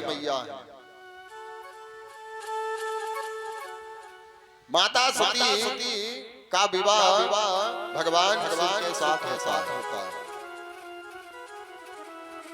दक्ष प्रजापति ने घनघोर तपस्या की मां दुर्गा की और मां दुर्गा की तपस्या कर भगवान दक्ष जी ने जगत जननी मां त्रिपुर सुंदरी अष्टभुजा धात्री दुर्गा देवी से आशीर्वाद प्राप्त किया। कि आप हमारे यहाँ महाराज पुत्री रूप में प्रकट हो। मैया बड़ी प्रसन्न हुई और मां ने वरदान दिया। अहम तौ सुता दक्ष तुज्जाया महेश्वरी भविष्यामि न संदेहः त्वद्भक्ति वशवर्तिनी। हे दक्ष, मैं तुम्हारी भक्ति से प्रसन्न हुई हूँ, इसलिए आगे आने वाले समय में मैं तुम्हारे यहाँ अवतार लूंगी और मेरा जो विवाह होगा वो भगवान शिव से होगा। भगवती की कृपा करुणा दया आशीर्वाद प्राप्त हुआ और माता सती ने उन 60 पुत्रियों में एक रूप में अवतार लिया। और महाराज माता सती ने पार्थिव मूर्ति बनाकर भगवान शिव की आराधना प्रारंभ की। पार्थिव मूर्ति आप समझ रहे हैं? मिट्टी की मूर्ति बनाकर माटी की शिवलिंग बना करके माता सती ने भगवान शिव का पूजन किया। शिव महापुराण कथा कहती है जो पार्थिव मूर्ति बनाकर उनका पूजन अभिषेक करते हैं, भगवान की मनोकामना पूर्ण करते हैं। जब आचार्य गण लोग रुद्राभिषेक कराते हैं ना तो पार्थिव मूर्ति बनाते हैं। माटी से शिव जी बनते हैं, गणेश जी, गौरा जी, पार्वती, कार्तिकेय जी, नंदी जी। माता सती ने घनघोर तप किया है। माता की घनघोर तपस्या से भगवान प्रसन्न होते हैं और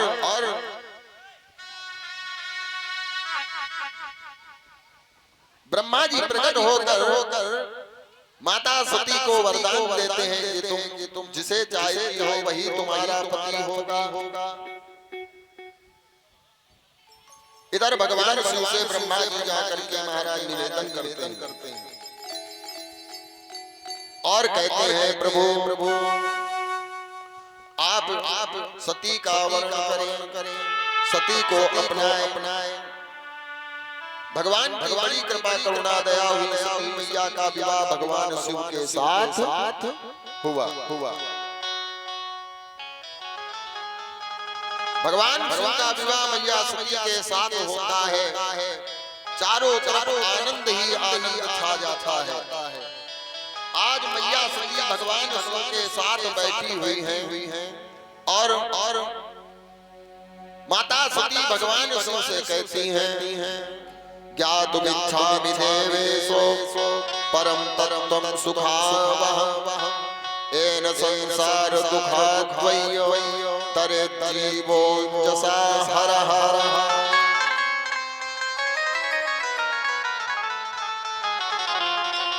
माता सती कहती हैं भगवान शिव से प्रभु मुझे वो बात बताने की कृपा करें जिससे भाव सागर से हम पार उतर सके। भाव सागर जिसे कहते हैं। हम जो लोग यहाँ बैठे हैं यहाँ की बात नहीं कर रहे, ये तो भाव सागर से पार है, क्योंकि यहाँ भगवान की कथा चल रही है।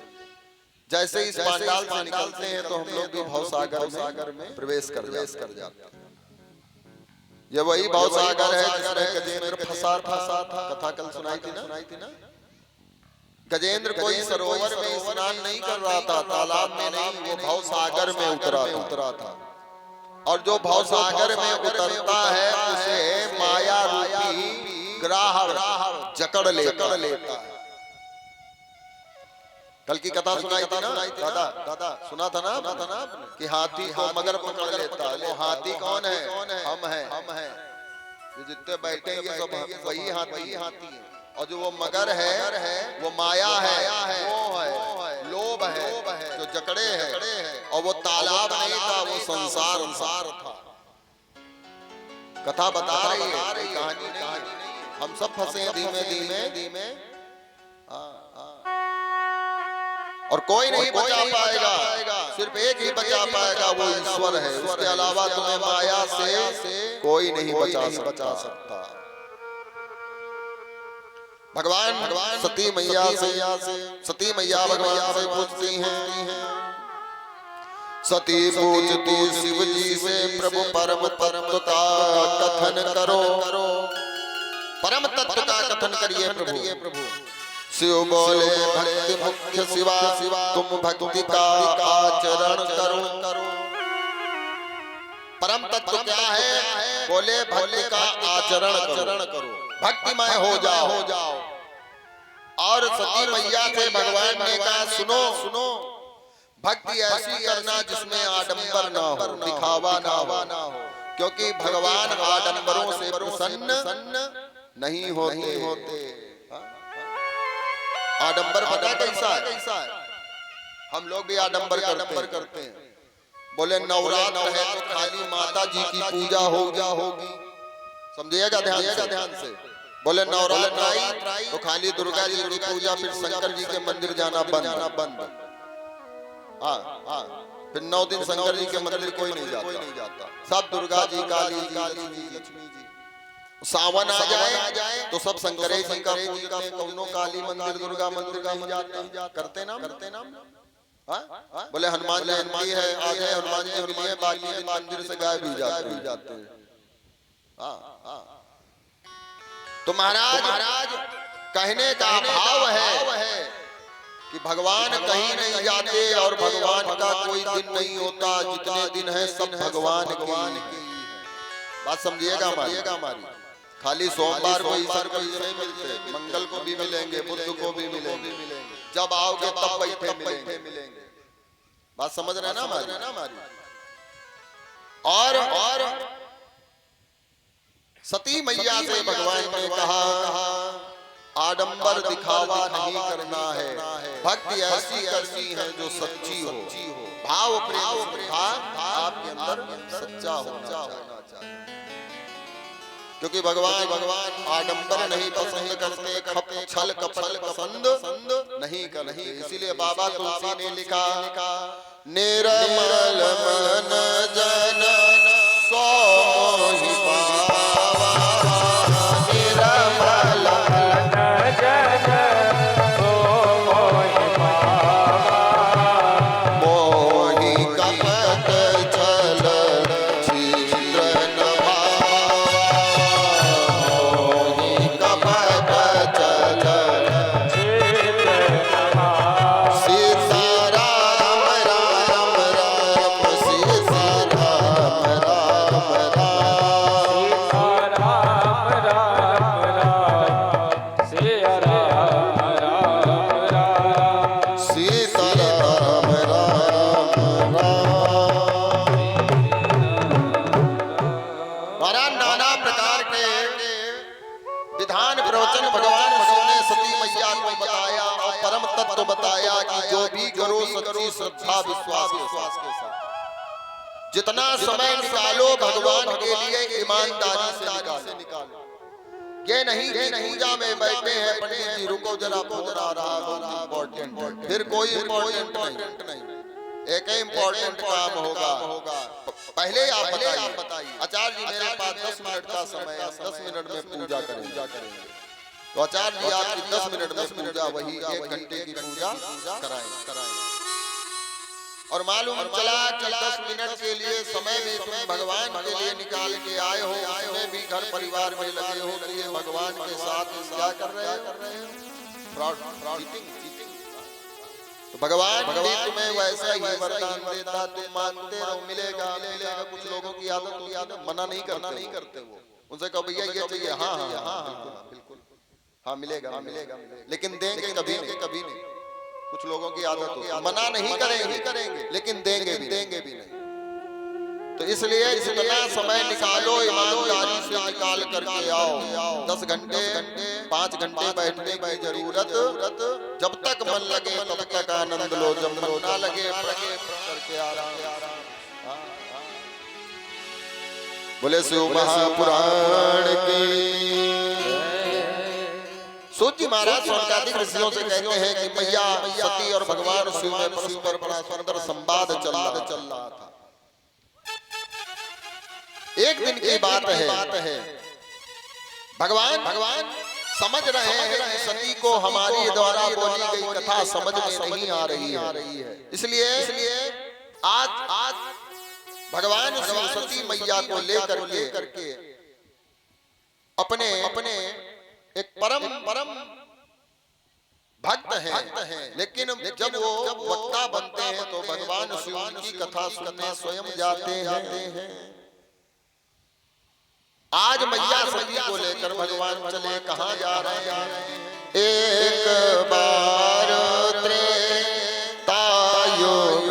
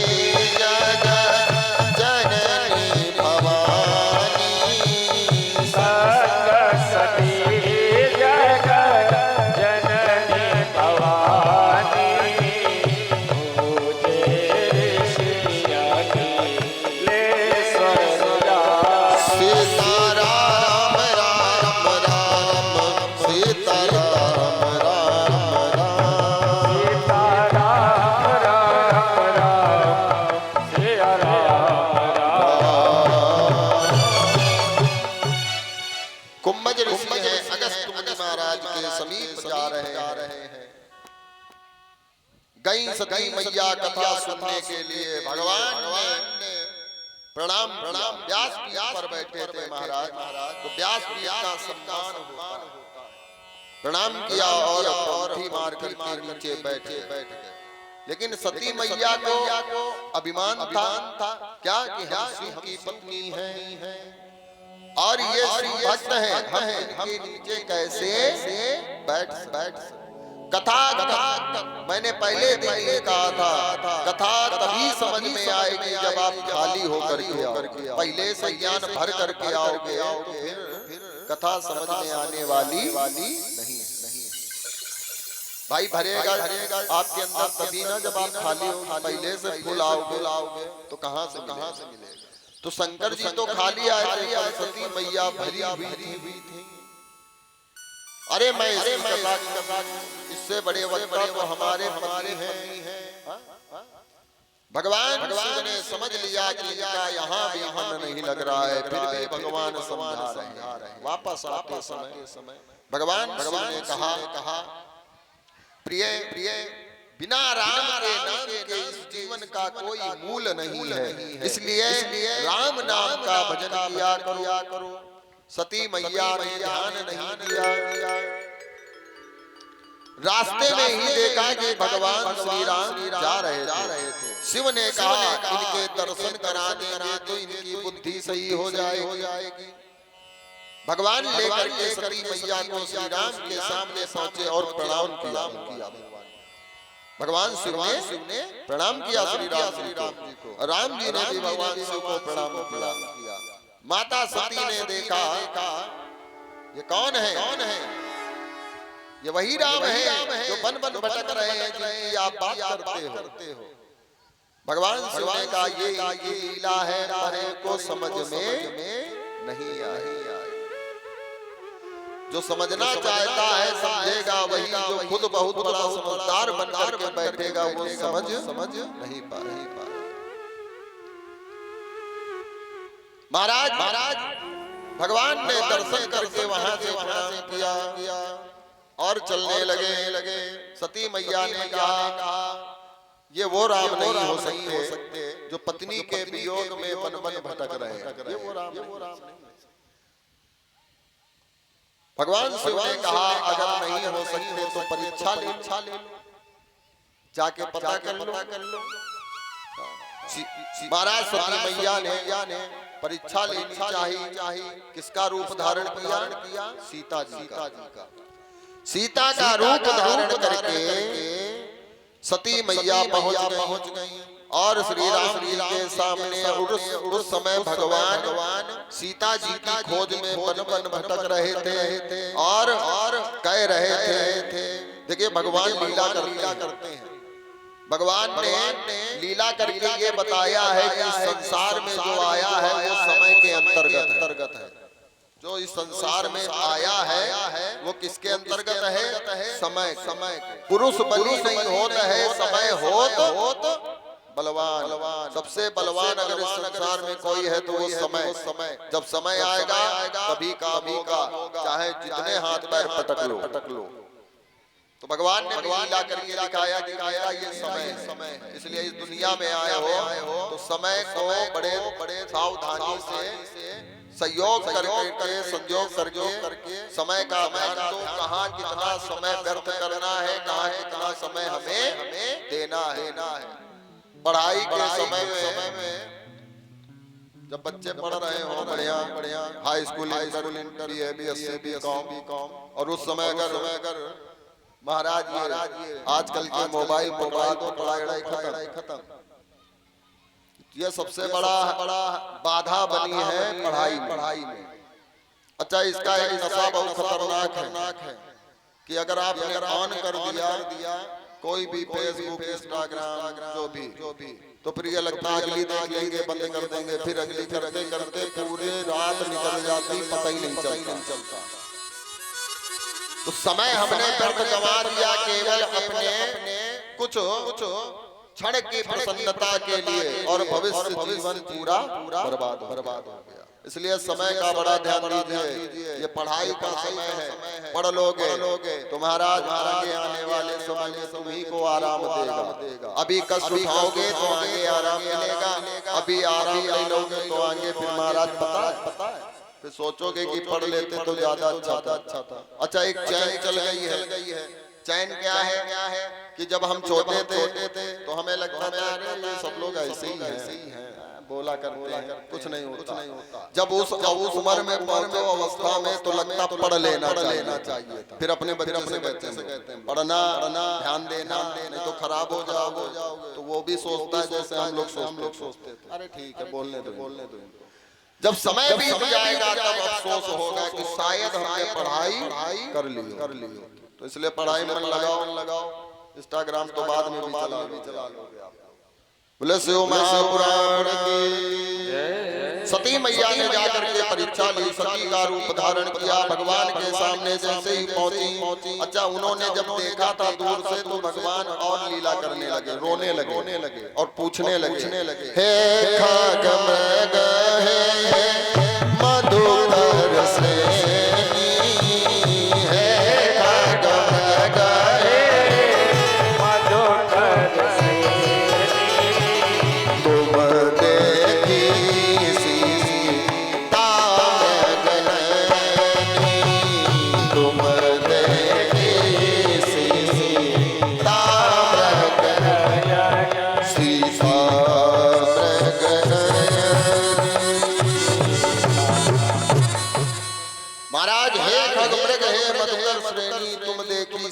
मृग।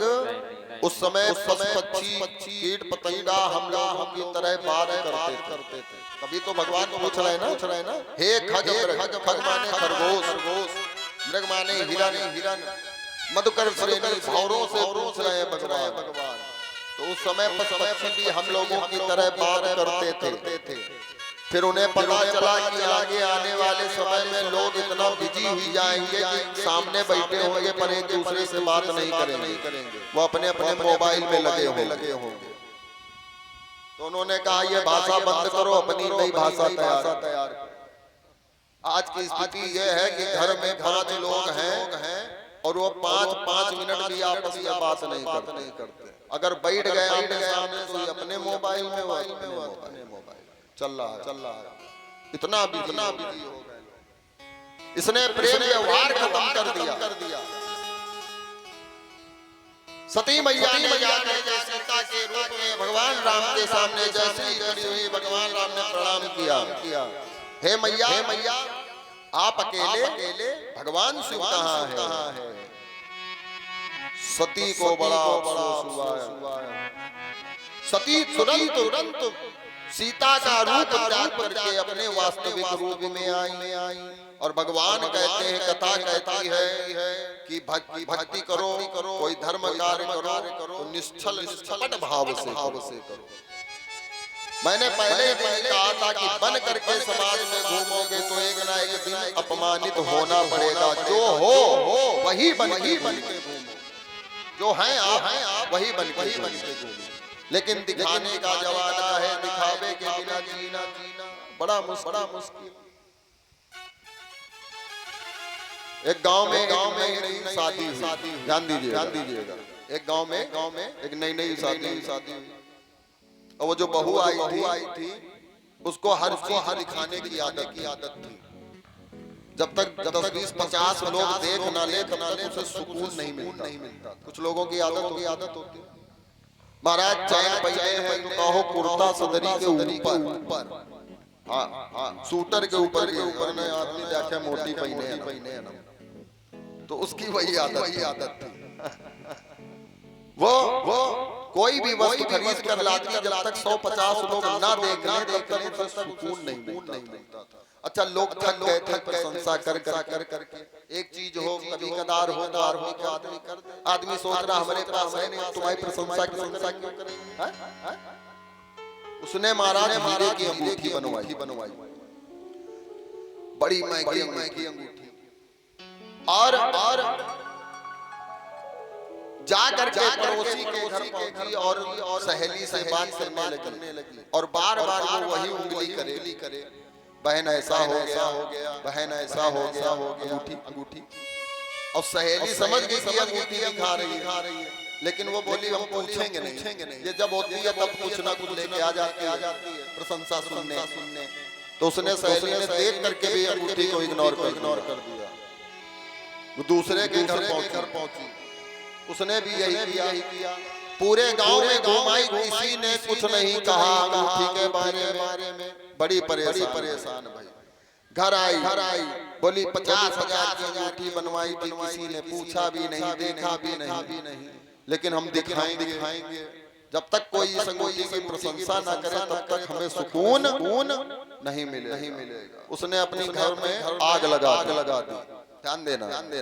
अपने घर में आग लगा दी। सारे गांव वाले पहुंचे, कोई पानी डाल रहा है, कोई मट्टी डाल रहा है बचाने, और वो सबके पास जाके केवल एक इशारा इधर आके बुझाओ अंगूठी उधरी कर दे कि शायद कोई दे।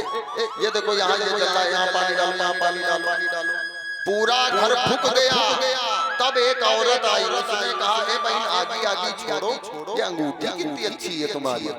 बोली अंगूठी के चक्कर में, अंगूठी की प्रशंसा के चक्कर में अपना घर फूंक दिया। बहन पहले आ जाती तो मेरा घर बच जाता।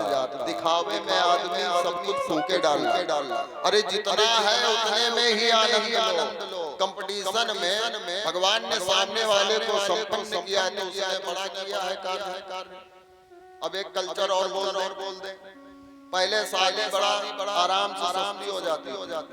अब तो शादी में जितना खर्चा है उतना खर्चे पहले आने लगे।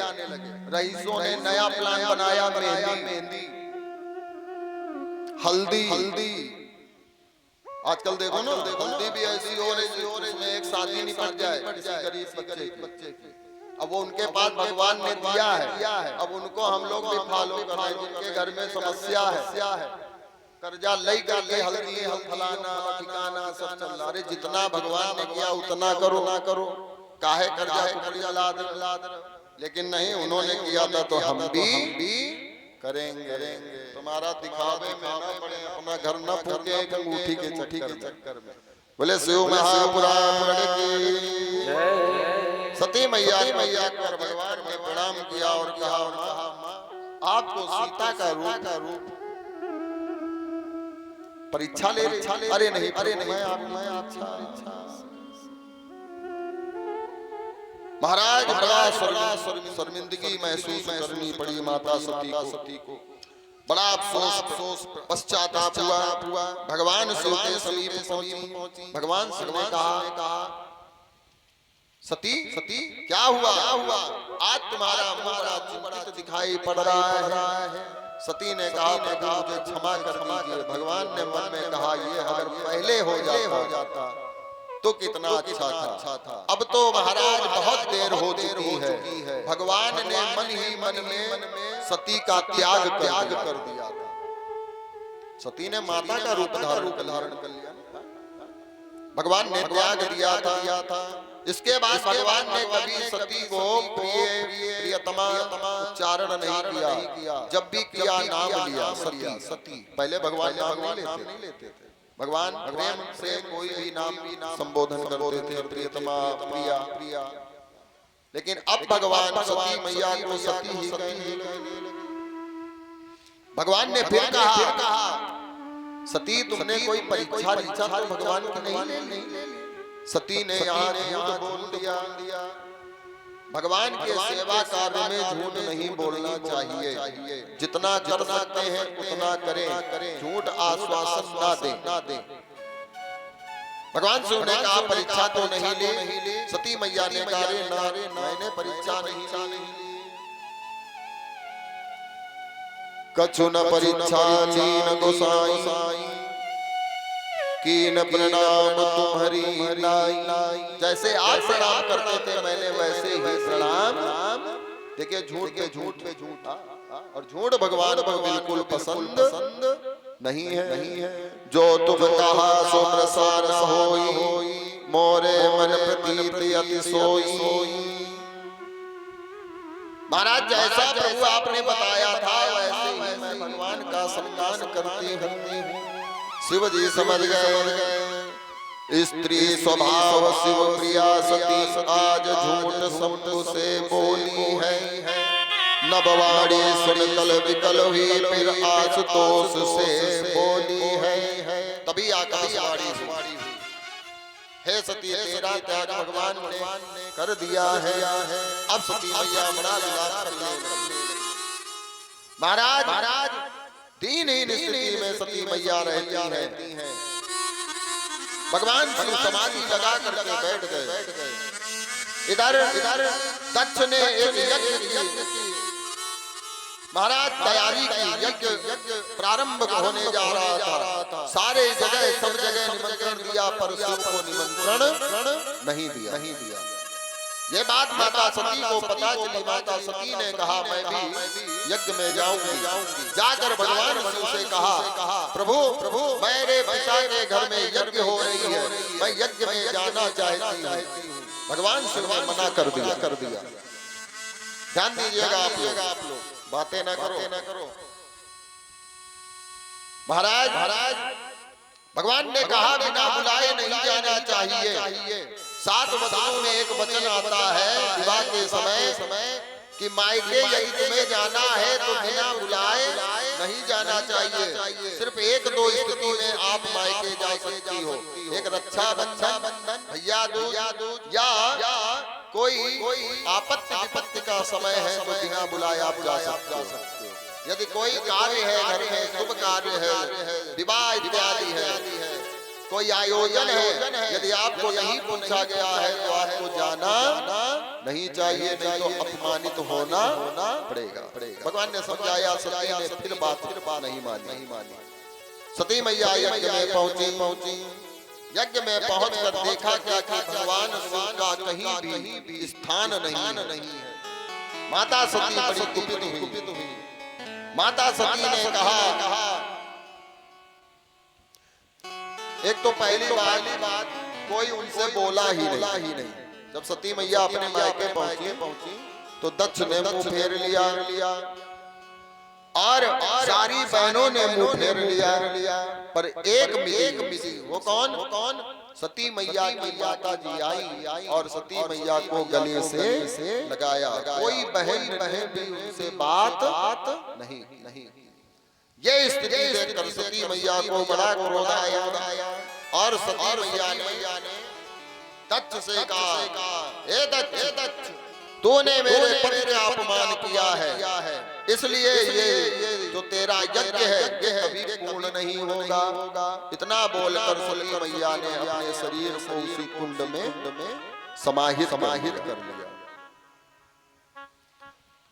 क्योंकि माता सती को पता था कि इस शरीर शरीर से अब भगवान कभी हमें स्वीकार नहीं करेंगे और हम यदि भगवान के नहीं हो सकते तो ये शरीर हमारे लिए बेकार है। अपने शरीर का त्याग किया, कुंड में समाहित हो गए। योगाग्नि में मैया ने अपने शरीर का त्याग कर दिया। ये जानकारी जब भगवान शिव को प्राप्त हुई तो भगवान शिव ने महाराज अति क्रोध किया और अपनी जटा से एक बाल उखाड़ करके जमीन में पटका, जिससे भगवान वीरभद्र प्रकट हुए। बोले वीरभद्र भगवान की। सूत जी महाराज कहते हैं सौनकादिक ऋषियों जिस समय एक बात है कि दक्ष प्रजापति ने एक बैठक बुलाई जिसमें सभी देवी देवता गए थे। भगवान शिव का क्या कार्य है, भगवान शिव भी उस सभा में बैठे थे, लेकिन भगवान जहाँ बैठते हैं वो महाराज बेवजह की पंचायतों में नहीं पड़ते। वो जहाँ मौका मिलता वो राम नाम जप करने लगते हैं। सब लोग युक्तियां बना रहे थे, कैसे यज्ञ होगा, क्या होगा। उसी सभा में शंकर जी बैठे थे, तभी दक्ष प्रजापति आया। सभी ने खड़े होकर दक्ष प्रजापति का सम्मान किया, पर भगवान शिव उस समय समाधि में लीन थे, राम नाम जप में लीन थे। भगवान को याद हो रही और भगवान समाधि में लीन होने के कारण दक्ष प्रजापति का सम्मान नहीं करता। इस बात को लेकर दक्ष को बड़ा क्रोध आया और दक्ष ने कहा, अये मरकट लोचना शंकर, ए बंदर सरी के नेत्र वाले शंकर, तुमने मेरा अपमान किया है, इसलिए आज से मैं तुम्हें किसी यज्ञ में भाग नहीं दूंगा।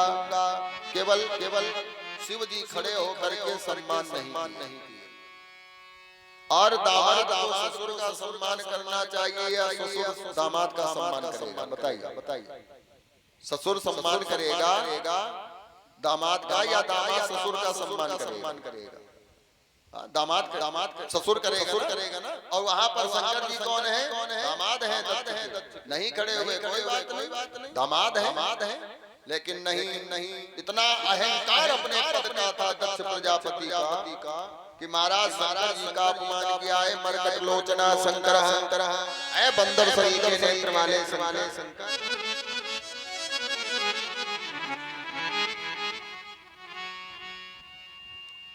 महाराज ऐ मरकट लोचना शंकरा, बंदर जैसे नेत्र वाले शंकर अपमान कर दिया, तुम्हें आज से कहीं भी कोई यज्ञ का भाग नहीं दिया जाएगा। उसी का बदला लेने के लिए ये यज्ञ हुई थी जहाँ सती मैया ने अपने शरीर का त्याग किया और भगवान ने वीरभद्र प्रकट किया। उसी जटा के बाएं अंग से माँ भद्रकाली प्रकट हुई। बोलिए भद्रकाली मैया की। महाराज वीरभद्र जाते हैं, यज्ञ का ध्वंस कर देते हैं और दक्ष का सर काट कर उस कुंड में फेंक दे। इस प्रकार सती चरित्र की कथा पूर्ण हुई, है ना। देखिए कथाओं को बड़े ही भाव से सुनना चाहिए। कथा से हमारे जीवन जीने का ढंग प्राप्त होता है।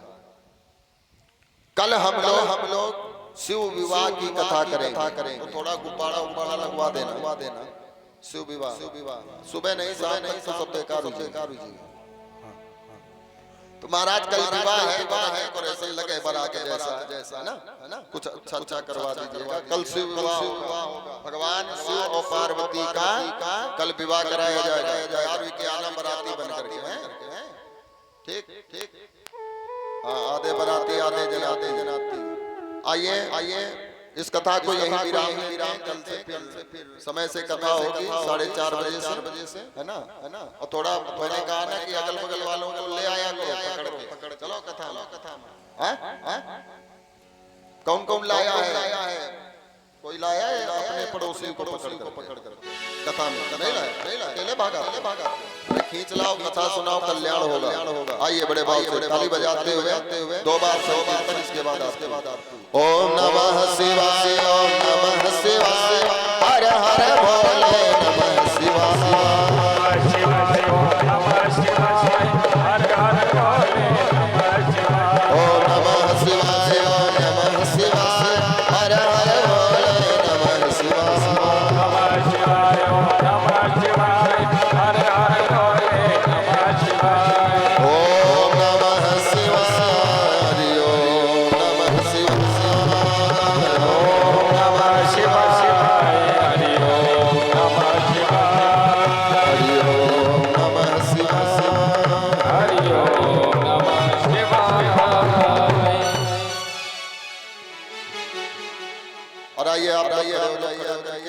सभी लोग आरती किया करिए। बहुत अच्छे हैं आप लोग, बड़े मन से कथा सुनते हैं। ओम चंद्रमा मनुष्यो आइए सब आप लोग सूर्यो जायला शोत्राद्वायुषणानि च मुखा अग्निर्जायलः।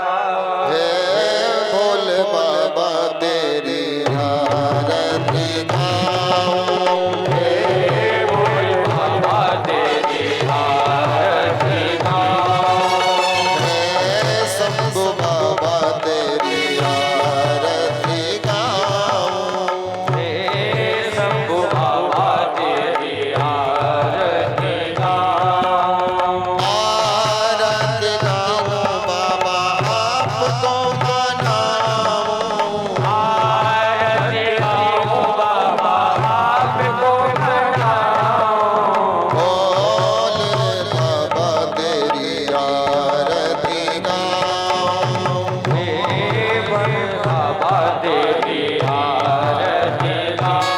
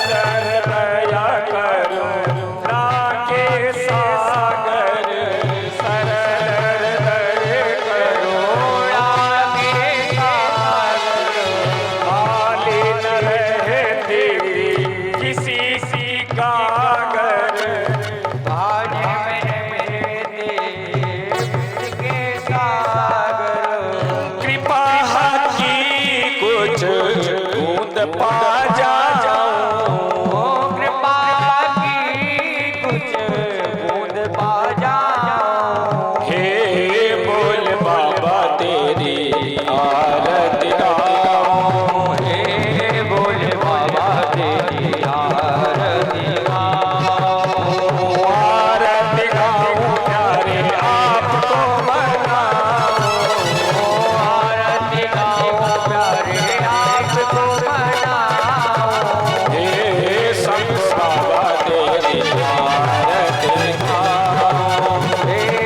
शंभु बाबा तेरी आरती गाऊं।